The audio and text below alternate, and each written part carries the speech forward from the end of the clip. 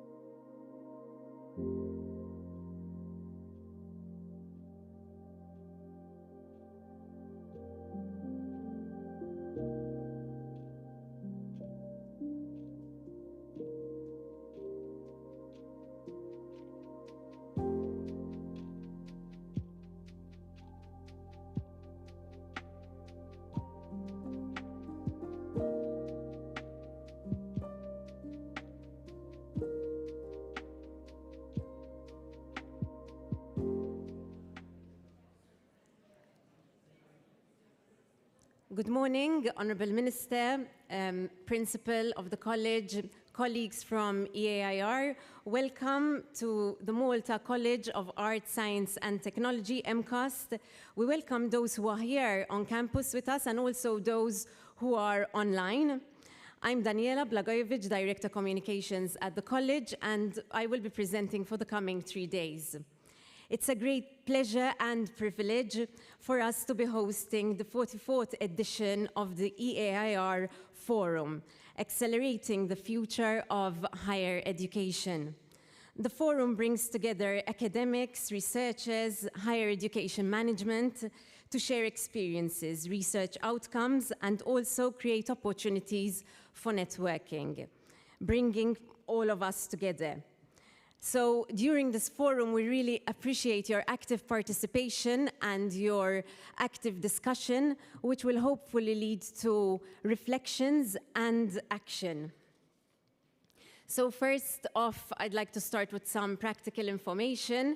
I know that for many of you, it's the first time here on campus. So here is, we're in Student House, and this will be the plenary room. Opposite where most of you registered is the MCAST Resource Center, MRC, where the coffee breaks and lunch will be served. So we kindly ask you to keep mobile silent at all times. And also we have a dedicated Wi-Fi, which maybe you'd like to connect even because we also, even for the live audience, we'd appreciate your interaction online. So it's EAIR Wi-Fi, okay? And the password is MCAST Malta in small letters. There is a web app, as many of you might know. It's an online platform which allows for engagement. Again, you can check on the EAIR website where you will find all the instructions on how to proceed and to join us online. We also remind the speakers to kindly upload your PowerPoint presentations online as well. Again, we have the technical team, we have the team from MCAST and the team for EAIR, so please feel free to speak to us at any time if you need help with all the tech stuff. Okay, so without further ado, we'd like to proceed with the opening speeches. And I'd now like to invite Professor Kalleja, who is the Principal and CEO of MCAST, for his welcoming speech.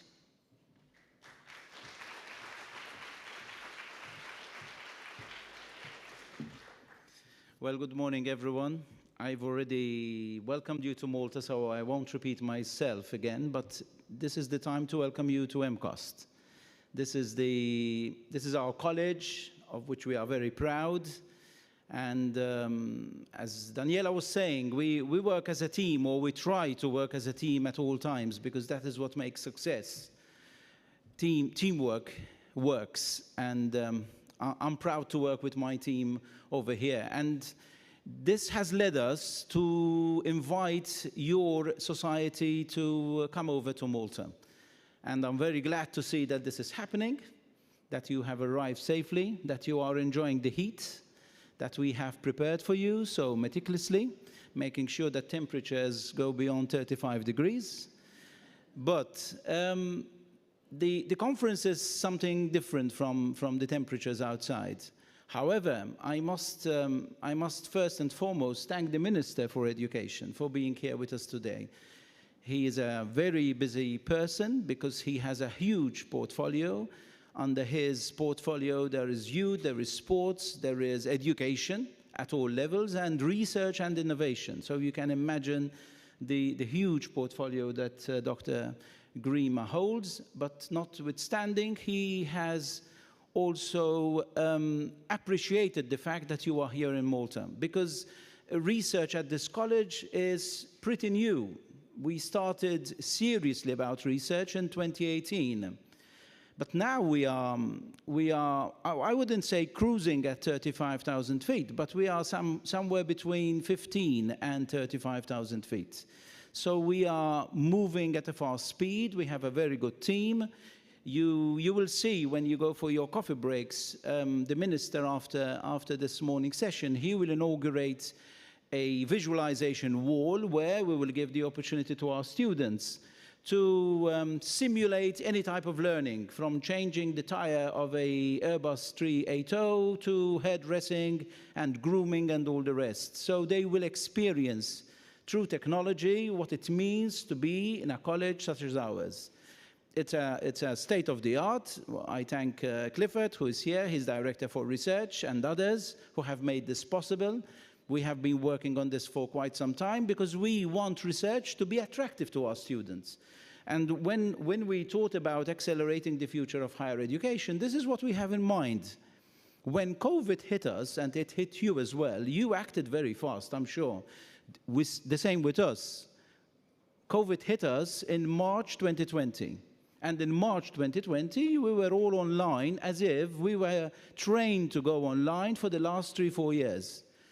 I'm sure, because I hear from my colleagues in EVET, which is the European Forum for Vocational Training, that there were so many plans to go into EdTech and what we should be doing and how we should connect and how students, they were all plans, you see. But all of a sudden, we had to implement all that. So we acted with speed. And my question is, with this forum here, why do we have to act with speed in order to promote even further what higher education is all about? Is higher education still attractive to our students? Are institutions such as ours institutions that attract? Do they want to come to formal education? Because we have many competitors, as you know. We have many competitors, and technology is one of them. So if we don't ascribe ourselves to technology and what it can offer to students, then we might lose the impact of what universities and higher education is all about. Don't forget, and I will repeat this tomorrow in my keynote, we started as higher education institutions 985 years ago. It's the oldest institution in the Western world. Now, how this institution can challenge technology is precisely the challenge that we all have in higher education. And therefore, this is why we need to accelerate. Einstein used to say, I want this to be clearly said, life is like riding a bicycle, he used to say. To keep your balance, you must keep moving. And I think it's correct. Locking ourselves in our rooms, in our floors, on our floors, and in our research, and in front of our laptops might not be the ideal way forward for higher education. So the questions I will be asking tomorrow is, how far can we move higher education to come closer to students? And how far can we really sacrifice the time we spend on our own with our laptops to spend more time with our students? I know research is attractive, funding is attractive. Sometimes funding is the only way we can survive as institutions, but let's not forget the key clients in higher education. They are the students. They are not the deans of the faculties, the principals of the college, or the rectors of universities. They are the students. Sometimes I do lose sight of who the student is, what he wants, what she wants, what are their needs. If they want to talk to me, I open the door and talk to our students, because my learning in this institution has come through my contacts with the students. So I augur, I'm sure that it will be a very, very interesting and intriguing conference, because I have seen the titles of so many papers that you will be presenting in the 7 tracks. And I hope that you will have a good time in discussing the issues that you have raised yourselves, and a good time in Malta before you leave on Wednesday, and hopefully you come back to visit us. So I augur that this will be a very, very fruitful conference. Thank you.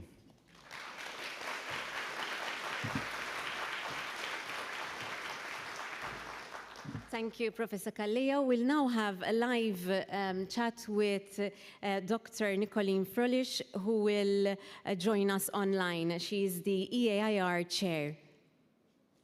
So we'll wait to be connected.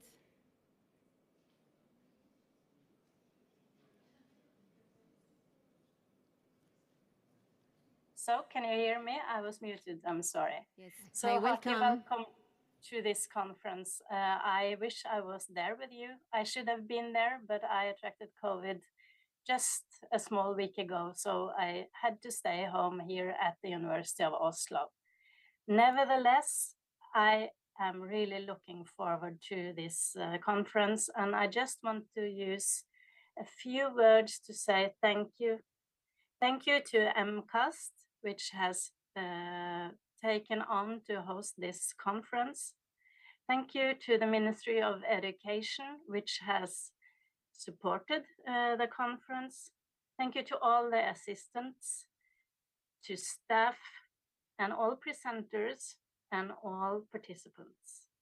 This is our first hybrid conference ever, and it has taken us a lot of work to put this to happen. I'm very, very happy to see that this is working so well. So I wish you good luck with the conference and hope you make new academic friends and develop some very good and interesting ideas for the future. So thank you.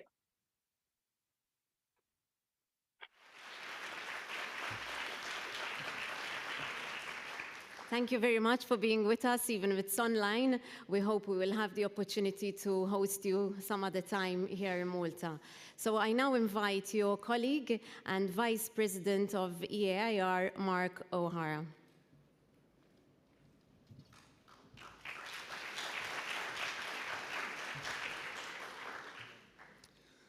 Good morning, everyone. On behalf of EAIR, I'd just like to say how happy we are to be associated with MCAST and its growing research community. This is the first time that EAIR has organised its annual meeting in Malta, and we're delighted to visit this island, which for centuries has been at the crossroads of Mediterranean cultures. On behalf of EAIR, I wish to thank Minister Grima for supporting this forum so generously. We're aware that besides the education sector, you have huge responsibilities in terms of youth, sport, research and innovation, and this is a very large ministry, and we're very grateful to you for taking the time to take part this morning. EAIR is about encouraging research in higher education. It's about promoting the development of institutional management, planning and policy implementation, and the dissemination of information to support policy making, policy implementation and good practice in higher education. As we know, MCAST is also a higher education institution, and we are therefore very keen to forge new research partnerships with MCAST, new exchanges of faculty and students, and to support each other in making higher education more attractive to a larger number of young people. I wish to thank the MCAST team on behalf of EAIR for making this event possible. The team has been formidable and efficient and well organised and very welcoming, and we're extremely grateful to them. And as a network, we're meeting again for the first time in 3 years, and I can't think of a better place than MCAST and Malta for us to get back together again, the ideal place to organise a meeting like this. We look forward to the deliberations of the forum and to further our collaboration with your college, James, and indeed possibly with the ministry. So thank you very much.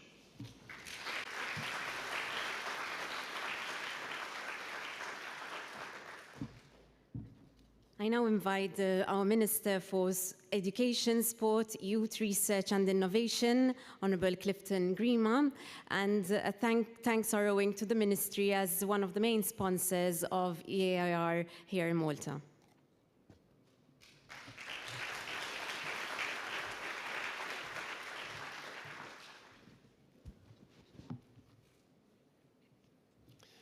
Good morning, everyone. First of all, I would like to thank James for the sterling work he's doing together with the rest of MCAST. I'm very proud to be able to work day in, day out with such an ambitious leadership who is actually achieving results. Accelerating higher education. Good title, very intriguing as well. The fact that today we live in a global village has to be acknowledged. Whatever happens in a different continent affects the rest of the world.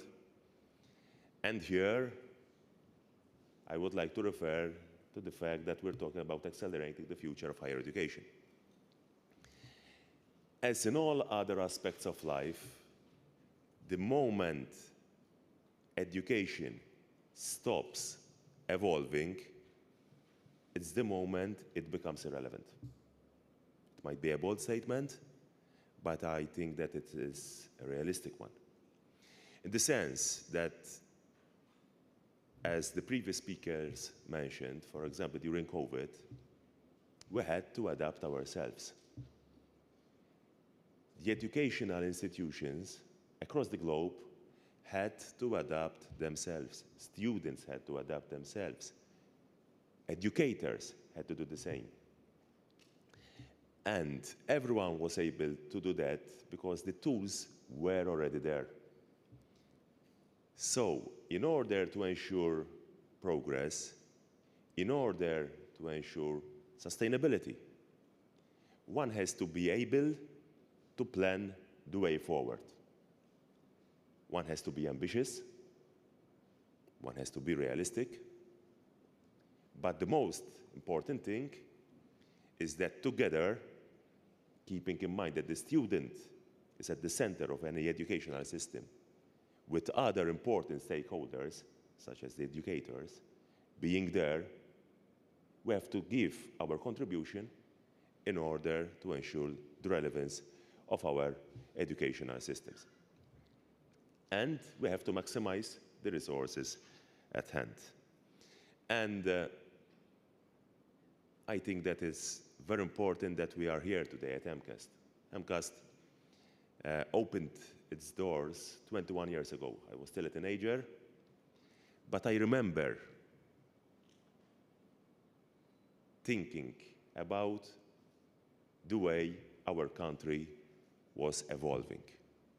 A new educational institution with the aim of giving more tools to our students in order to reach their full potential. And I believe that here at MCAST, we have a perfect example of how we can work together to ensure an ever-evolving educational system. We make a huge emphasis on applied learning, and in our lecture rooms, you'll find people coming from different areas who are working together in harmony in order to ensure that we deliver a high-quality product. And that is the ultimate aim of each task that we take in the education system. In order to ensure a proper higher education, we have to work together, keeping in mind that quality has always to be central, and keeping in mind that we have to reach out to each and every student who will benefit from such education. And therefore, I believe that there are various routes, various ways through which we can achieve all this. For example, MCAST is, and apologies if I'm speaking a lot about MCAST, but I think that credit is due to the people working here. MCAST is working in collaboration with the private sector, with the private industry, in order to ensure that higher education is of the best quality, in order to ensure that our students are prepared for what's outside our educational institutions. And that is the key for success. That is the key if we want our children to reach their full potential. I do believe, and I'm looking forward towards the different workshops that you'll be holding, that we have to enhance our research structures. We have to ensure that we create the right environment for our educators, for our students, to invest time, invest resources in these important sectors. And in all this process, I will again mention quality as being central to the success of all this process. I wish to thank everyone for being here. James mentioned the temperature outside, okay? I mean, what did you expect? You're in Malta, so It's very obvious that that will be the temperature. But having said that, I look forward the same way our country is renowned for the beautiful climate that we are blessed with. We'll work together in order to ensure that our educational system will continue to provide the appropriate platform in order for all the students around the globe to continue achieving success. Thank you very much.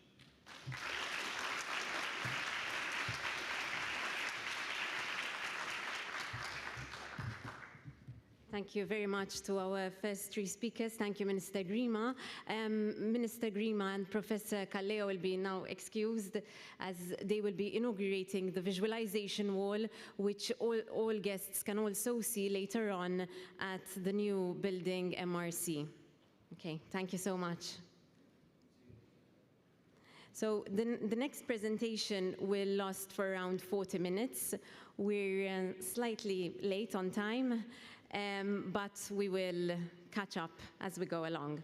So our next speaker is Professor Rosalind Pritchard. And a bit of an introduction, although I'm sure most of you know her as well through Eair. Dr. Pritchard is Emeritus Professor of Education, former Head of School, and Distinguished Research Fellow of Ulster University in Northern Ireland, UK.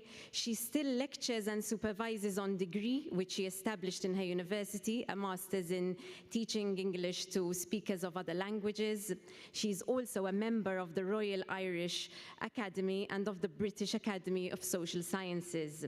She studied French and German at Trinity College, Dublin, and has a long-standing interest in comparative and higher education. She's a keen supporter of Eair and is currently its secretary, and we're very happy to be welcoming her here. She's also an avid traveler and traveled to more than 95 countries, so we're glad that Malta is part of your portfolio as well.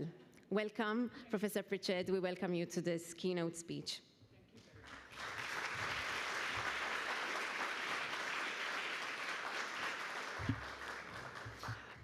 Now, ladies and gentlemen, we do have a PowerPoint, so there it is. That's absolutely great. I'm going to put down my water and check the microphone. Can you all hear me? Is that good? That's great. I think I can see some faces nodding even right at the back. So I've got a little clicker here, and that will enable me to change the slides. So you can see my subject here. Actually, that's the wrong presentation. That's the presentation not for the plenary. I'm giving two speeches today. So I'm sorry to say that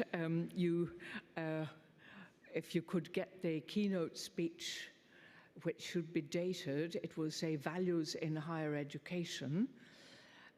The speech on emerged institutions was shorter. The values one was timed for something like 40 minutes, as Daniela has said. So let's see if we can bring up the other presentation. It's a very easy mistake to make, I think. And the technical office there at the back seems very elaborate and very well organized. And I'm sure we will get our presentation up. When we're waiting for that, I'll maybe tell you a little slightly funny story.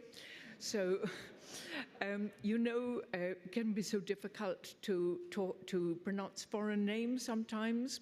And there's a name of a Dutch scholar, a very famous scholar, and he's called Leo Goede Geburen. And my friends Bruno Brooker and Jelle Manpai spent about an hour yesterday at lunchtime training me to say that. And I have just about managed. And then they told me that he's called Leo. So when his name comes up on screen, if I said Leo, would it be okay instead of Goede Geburen? You'd know what, I think Ben is nodding at me here from the Netherlands. So that sound, how did I do, Ben? Was that good? So far, so good. That's great. Yes. How are you doing there at the back? Do you think you can manage? I think I see a couple of thumbs up. I'm not sure if they're both from the same person, or maybe are they from different people, but you haven't often had a beginning to a plenary like this. We had very, very heavy traffic on the way here, and I think that's one reason why we're a little bit late in starting. Also, you'd be quite astonished that it can take so long to board so many people onto buses, no? So, I have enjoyed a couple of days in Valletta before the conference began. We visited the Co-Cathedral, and we were very, very impressed with the video on Caravaggio, who was a very bad boy. And my partner, Roddy Clark, and I, Roddy, stand up and wave your arms here a little bit. We're needing a bit of help here. We're needing a little bit of help here. We thought that the video that had been made in the Co-Cathedral, we thought it was the best of its type that we had ever seen anywhere in the world. It was quite extraordinary. And of course, it's a very distinguished place and a very, very interesting and beautiful place. There aren't many places where the floor is just as beautiful as the ceiling. We were quite fascinated with the writings on the floor and all the images. Now, how are we doing there? Have we any signs of lighter progress at the back here? Oh, that's very good. And we've even saved a moment or two with the first two presentations. So I'd like to thank the technical team at the back, and I'd like to thank Roddy Clark for getting up and waving his arms. Roddy, you have done us all good. Thank you so much. So anyway, this is roughly the flow of my presentation. I see down here I have got a very nice speaker's reflection of what you have up there. So first of all, I will briefly define values, and then I'm going to go into the Humboldtian concept.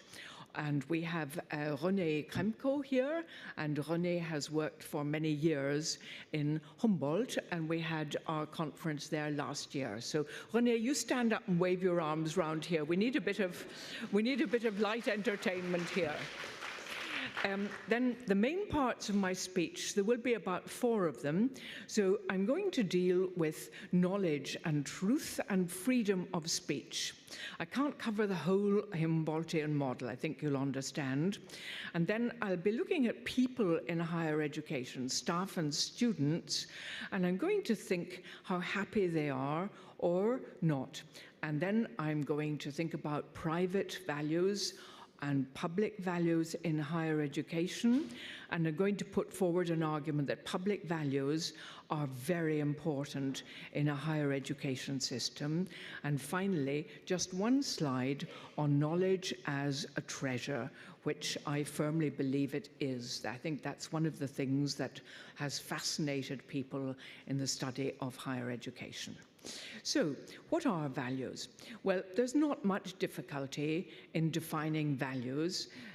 As such, the difficulty is that your values might conflict with somebody else's values. So value judgment is simply an assertion that something is good or bad. And you all know an axiom, it's axiomatic, it's something that you can take as reliable and as truth, and axiology is the field of philosophy which deals with values. I've been reading this book here by Jon Öslinger from Lund, and I think it's a very fine book on higher education, on the Humboldtian model. He is a professor at Lund University. Do we have any Swedish people here?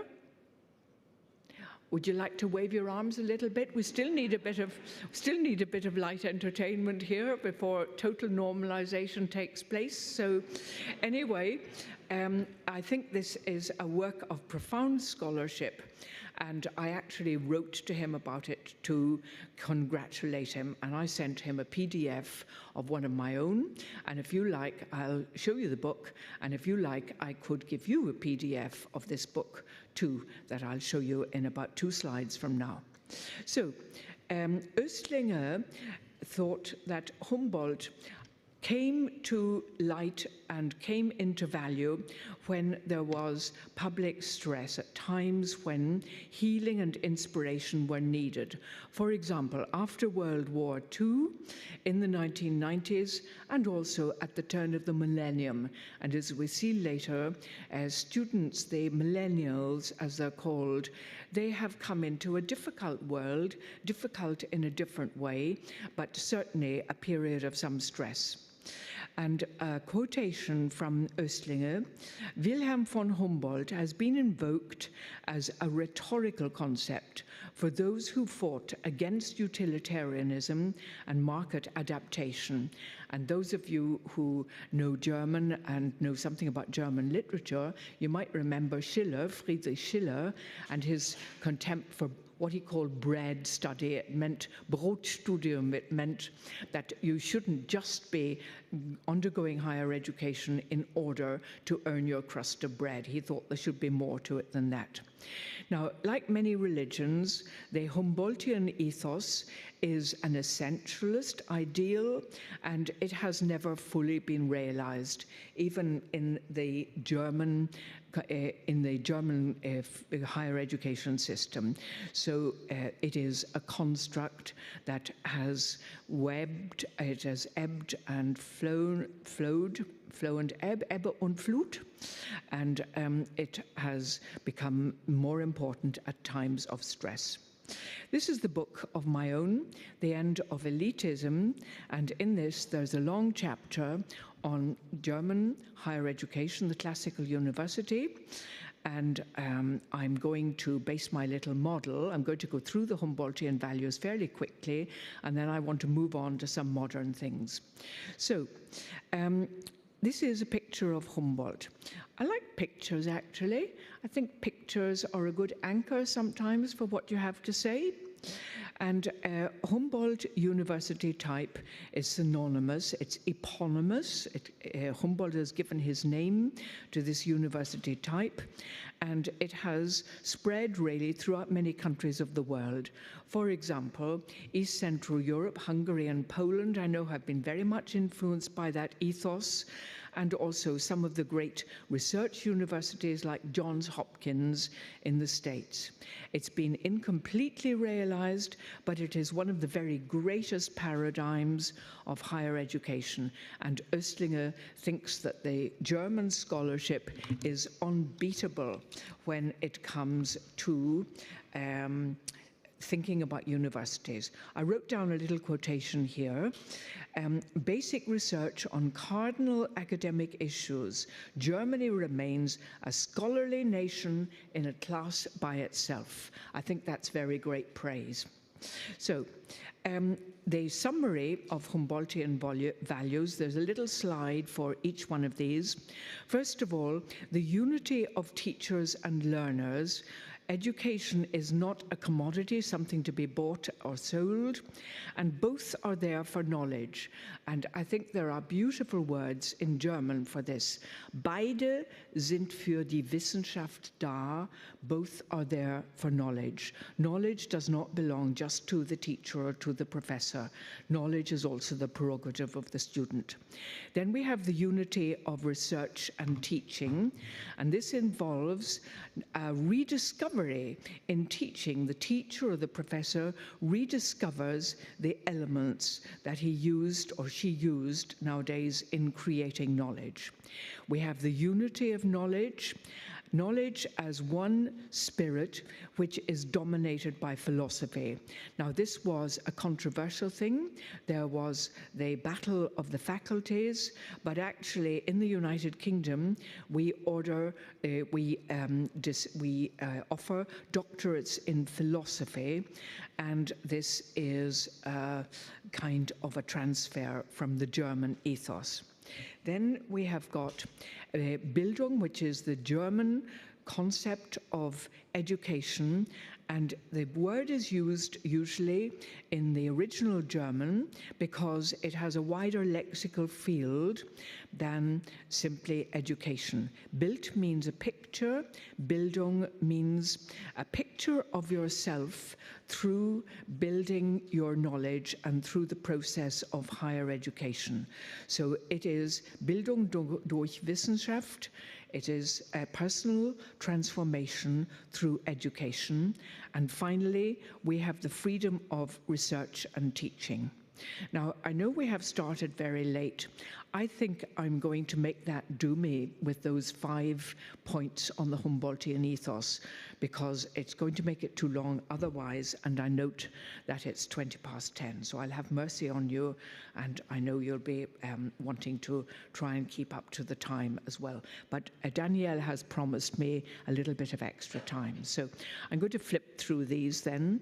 So that was unity of teachers and learners, knowledge a process. The ethos is supposed to be democratic, and the personal relationship between staff and students is of vital importance.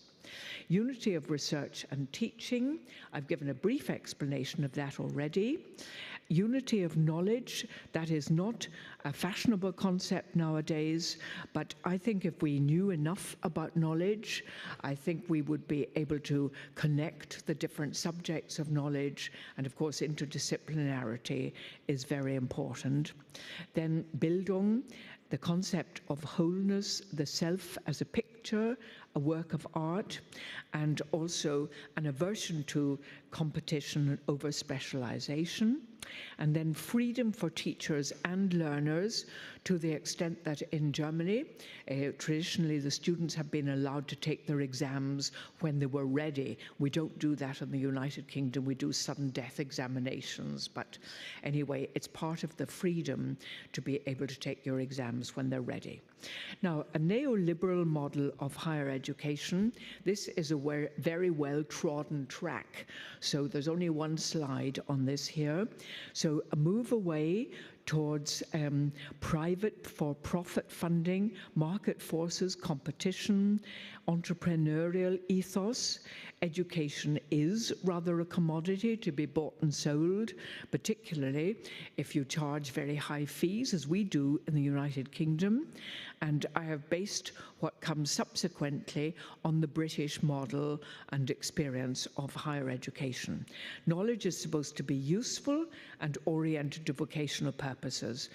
And Humboldt did think knowledge should be useful too, particularly to civil servants in the service of the state. Now, some things that distance us from these traditional values. We now have mass universities rather than elite universities. Freedom of speech sometimes runs counter to political correctness, and knowledge and truth are now problematic. We have the digital age and technology. Those pose challenges to us.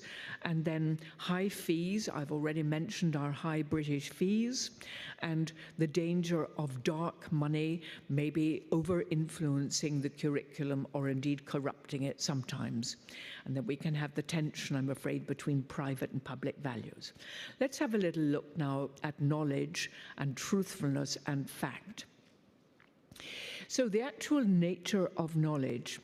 We live in a post-truth society in many ways, and this is particularly true of arts, humanities, and social sciences, which are more malleable than the hard sciences.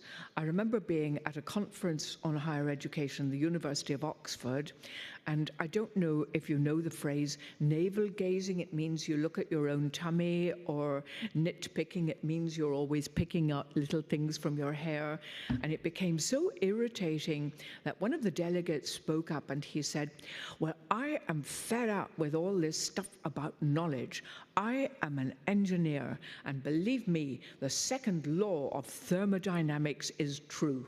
And so that's why I say that I think AHSS is a bit more malleable than the STEM subjects. So Delante has written a very interesting book on postmodernism, and he regrets the decline of the grand narrative.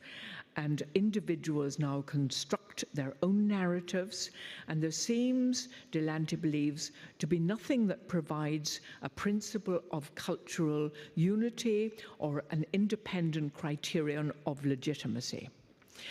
There's a fantastic story here done by a man, I think, from Persia, Vozui, on fake news. And he did a huge study collecting material from Twitter. And he discovered that tweets that contain falsehoods are 70% more likely to be retweeted than truthful tweets.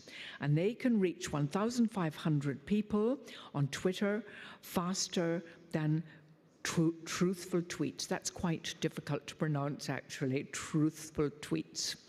So untruth seems to spread much faster than truth. In fact, the top 1% of false news spreads to between 1,000 and 100,000 people, whereas the truth only diffuses to about 1,000.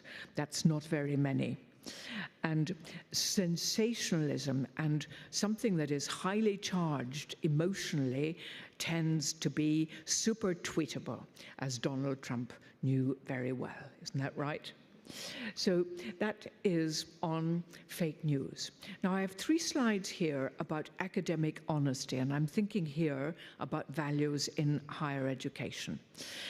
The International Center for Academic Integrity has discovered that 60% of United States students admit to cheating in some form. And we've got a company called Chegg, which sells answers to questions contained in textbooks published by Pearson. Pearson used to be an owner of the Financial Times. So there is a considerable problem about academic misconduct, not a micro problem, a problem that ripples across the globe. That's the first slide on academic dishonesty. Second one is based in Britain. I can be brief about this. A survey of 900 graduates carried out by Alpha Academic Appeals, and they discovered that about 16% of students had cheated in online exams, and that form of cheating has increased greatly with distance education and education through COVID. The students didn't feel a bad conscience about it. Very few were caught, and about a third of them thought that cheating was not really wrong at all, or if it was wrong, it was just a little bit wrong. Third slide is on Essie Mills. Can you believe it? In the United Kingdom, we used to have 904 Essie Mills which provided ghost-written texts. We have passed a law against these Essie Mills, but there are many factors that are conducive to the use of Essie Mills, and I've just listed some of them there in point number 3. And I note inflation of results. That's one line from the bottom. There was an item just before I left home that 39% of degrees being awarded this year in the United Kingdom are first-class degrees. It used to be 7%. That is what's meant by academic inflation. Next, political correctness. This is an illustration, just to entertain you a little bit in between. This is a very great engineer called Brunel, and in the middle is his cigar box. To the extreme right, he's, as he always was, he was a 40 cigar a day man, and to the left, so that's his cigar in his mouth, that is the cover of a book, and they airbrushed the cigar out. Why? Because smoking is not so respectable nowadays, and they were afraid that people wouldn't spend money on a book that had somebody smoking a cigar on the cover. That's my illustration of political correctness. Do you like the illustration? Now, something political correctness. Freedom of speech, I said, was in tension with political correctness. And I'm going to offer you two things here. First of all, I'm going to offer a case study about a British academic, and then I'm going to offer a survey that is done every year pretty well. And I think all of your countries will have similar sorts of surveys. Point number one, the lady is Professor Kathleen Stock, and she wrote a book called Material Girls, and it was about gender politics and gender identity.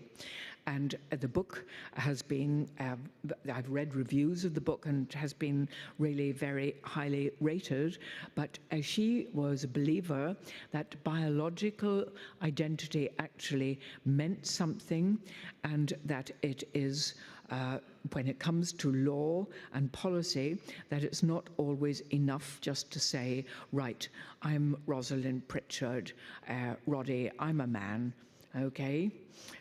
So that is a self-professed identity. And the students got the idea that she was maybe transphobic. Actually, she's not transphobic at all. She is a lesbian who now lives with her partner, and she has also been married, so she would regard herself as somebody of non-standard sexualities, but not transphobic. So she has stood very firmly for rights for trans people. And she had to resign from her job at the University of Sussex. Now, I'd like to emphasize at this point, my argument is based not upon gender politics, but upon freedom of speech. So that's the value that I want to pursue, value of freedom of speech. And here's what happened to Kathleen. So, first of all, very nice things happened. For her exceptional outstanding work, she was given by the government an award, the Order of the British Empire.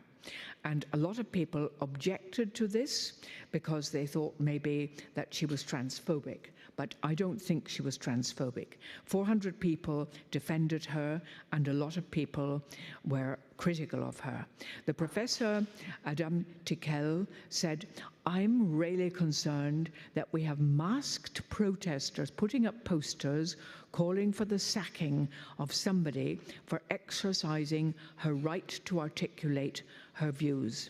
And Kathleen Stock thought that there should be freedom of speech, and that the students shouldn't just always hear their own opinions being talked back, being reflected back to them. Third slide and last slide on Kathleen Stock.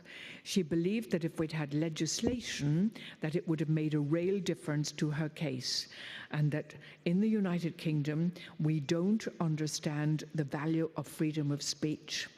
Are you all aware that we don't have a written constitution in the United Kingdom? So that's why we needed an act on the freedom of speech. And Kathleen Stock then was driven out, and she now works part-time for the University of Austin in the United States. Now, this is a little bit about the freedom of speech bill that we're hatching. It's not yet passed. When it's passed, it will become an act, but it would appoint a champion to ensure freedom of speech, and it would make it much easier to sue a university that failed to provide freedom of speech. So there are many reservations about this. It's a very difficult issue. For example, what are the things that you really cannot say? Well, here is the survey. I promised you a case study, which I've just delivered, and here is the survey. And the survey is by the Higher Education Policy Unit, and the survey is simply called You Can't Say That. It's a very good title. So the poll was over 1,000 undergraduates, and they were millennials starting just after the year 2000. And the way in which this survey is written is very kind towards the students, that perhaps they felt insecure, and they've had COVID, and they've had a very difficult start to their academic careers. However, here are the findings. You can't say that. The students have moved away from freedom of speech in the United Kingdom. This survey was previously carried out in 2016, and now opinions have changed a great deal. Maybe the students feel a sense of compassion for each other, and they want to protect people who are maybe vulnerable or maybe in a minority. But the bottom line is that many students nowadays in the United Kingdom have a very different concept of academic freedom and free speech norms than earlier generations. So there has been a step change, a big, big change. Fewer than half support the idea of a free speech champion, and many students support restrictions on free expression. And the authors of this survey think that it is such a big issue that higher education can't solve this by itself, because higher education is embedded in society, and that it's for society as well as for higher education to solve this. Come on, clickaroo. Can't say that. Come along. There we are. Trigger warnings. You might know about trigger warnings. If you think that there's going to be something in a lecture that would be disagreeable or a bit shocking, for example, you might be maybe questioning the existence of God to Muslim audience, something like that, well, you would get a trigger warning that there's going to be something that could displease you in this, and then you would have the opportunity to leave the lecture. Now, Shakespeare is no longer politically correct. He might be one of the great dramatists of the world, but anyway, Othello in the University of Winchester was regarded as subject of a trigger warning because of its racism and because domestic violence takes place. So 86% of students think that we should issue trigger warnings, and they believe that it's right to prevent people from making a speech on campus if they're going to say something that is politically very controversial.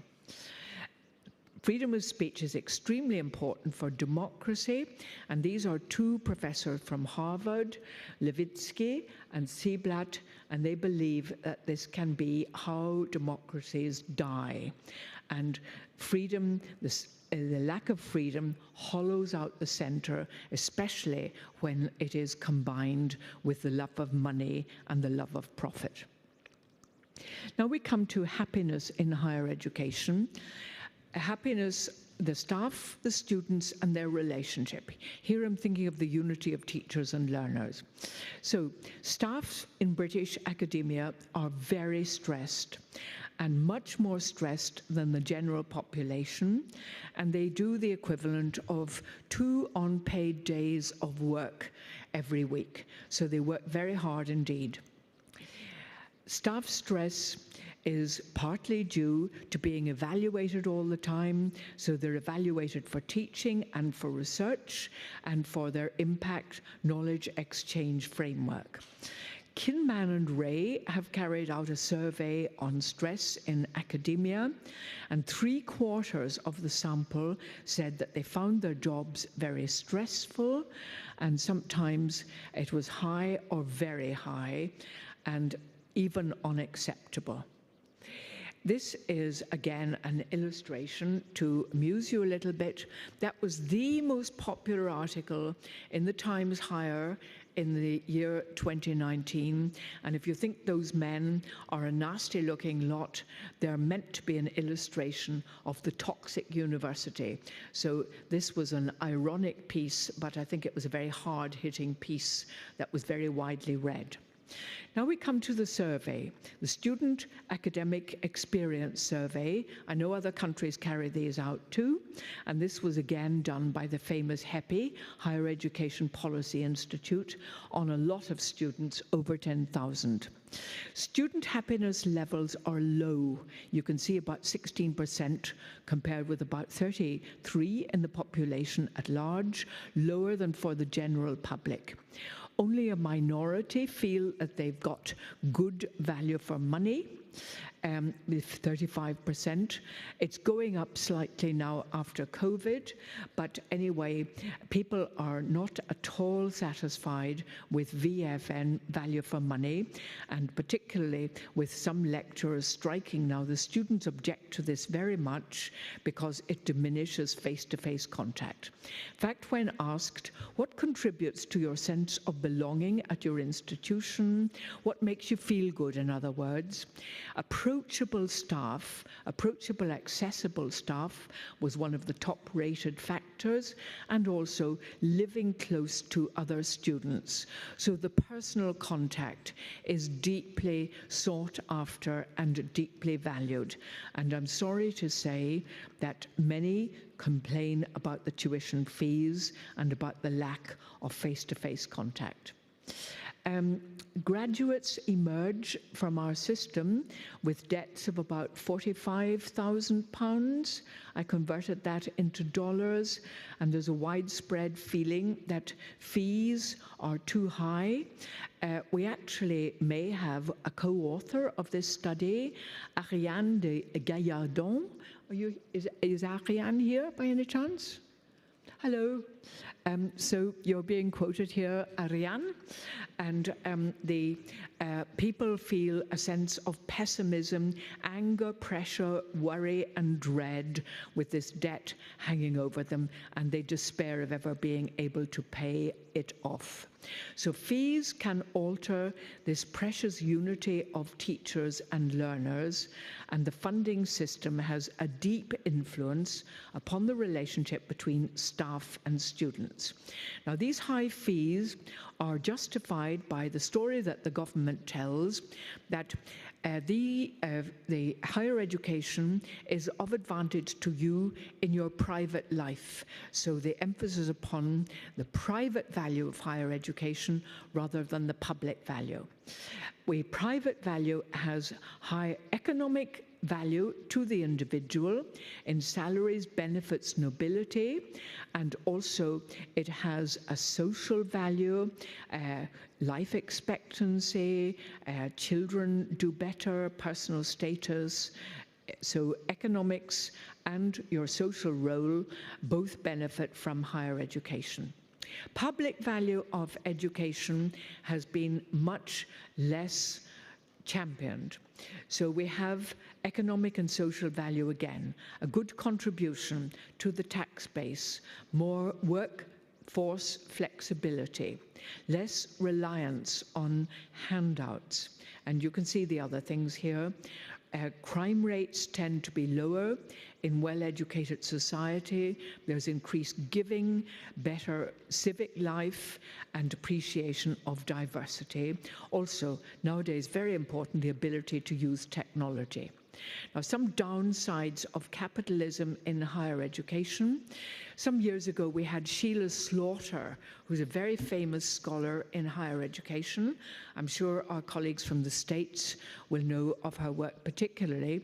And she talked about dark money. She gave a keynote lecture, and she talked about dark money and about the Koch family, who are so rich that within the law, they are able to set up chairs and pay for buildings and influence curricula in a way that Sheila Slaughter thought was controversial and that ran counter to the freedom of higher education, because in fact, if you can pay for something, there is a lack of freedom there. So Sheila Slaughter then was big on the Kochs and dark money. Okay. Now, this is the second last slide here. I've done not too badly, Francesca, isn't that right? Francesca's got a little card. She is smiling, but I know Francesca, she's a tough cookie. You know, she wouldn't let you away with much. Humboldt's university ethos was paradigmatic, and here's another very famous scholar on higher education.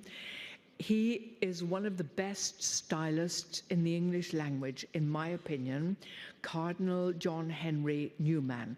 And so our colleagues from Ireland will be well familiar with him. I'm going to just read this, and this is my very last slide. We all think about it. It is a value in higher education. Knowledge is a state or condition of mind. There is a knowledge which is desirable, though nothing come of it, as being of itself a treasure and a sufficient remuneration of years of labor. End of the lecture, Francesca. Is that all right? Would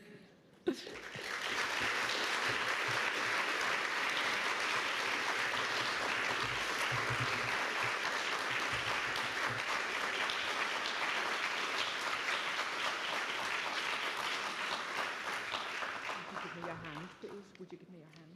Just there we are. Thank you so much, Professor Pritchard, for so many insights and also a mini masterclass in improvisation earlier on. So thank you so much. So now we move to the track rooms. Everyone has to be in their rooms by 11, and you can have coffee on the way. I'll just give some indications where the different tracks are. So track 1, 2, 3, 4, and 6 will be at MRC first floor, which is the building opposite. Okay, so track 1, 2, 3, 4, and 6 will be MRC first floor. Track 5 will be in the auditorium in the MRC, which is ground floor. So you just walk in and colleagues will direct you. So that's track 5. And then track 7 will stay here. So you'll stay here in the plenary room, but you can go out for coffee. Coffee served just opposite. The information, all this information is also available on the app, so you can check the app, and it's probably easier.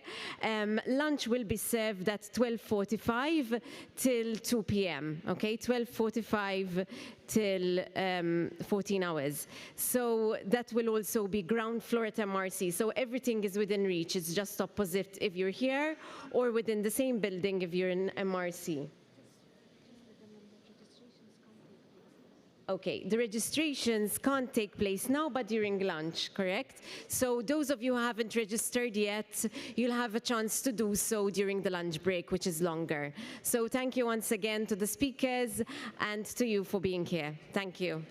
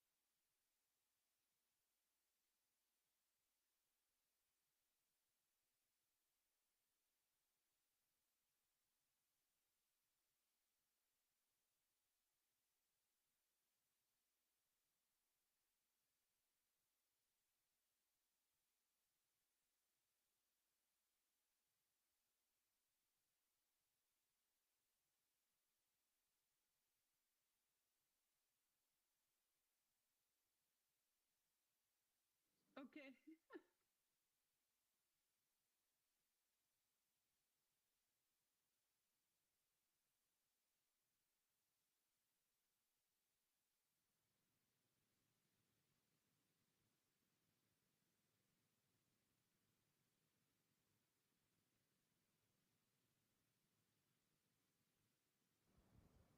Hello, hello, testing. Hello, testing.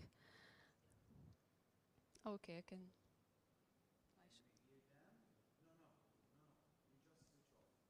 Switch off the meeting?